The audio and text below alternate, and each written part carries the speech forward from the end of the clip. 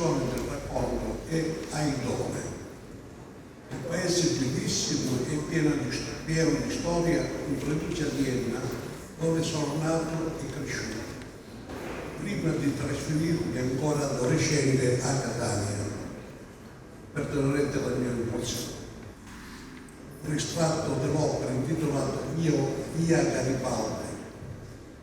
Quell'officina di bellezza era governata alla perfezione da Mastro Milazzo, persona gentile e di bell'aspetto, alto, sempre ben vestito, con uno spezzato di blu e grigio il più delle volte.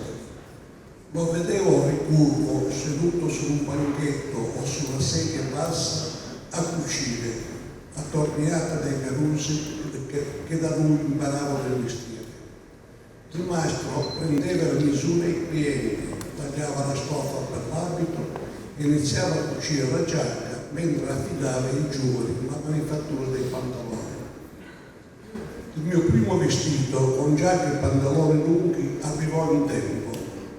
Avevo compiuto 10 anni, da qualche mese, e fu mio padre, naturalmente, ad accompagnarmi dal sarto degli uomini.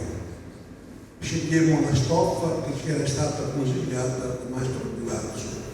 Mi feci prendere le misure e andai a provarlo 2 volte.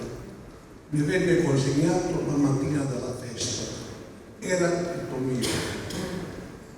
Iniziò la vestizione. Aiutato dalla mamma, indossai le mutandine, la maglietta, le calze, le scarpe, la camicia, la cravatta e finalmente il vestito. La felicità mi pervase e subito andai in piazza per farlo vedere agli amici. Il pomeriggio feci il giro degli zii e dei nonni.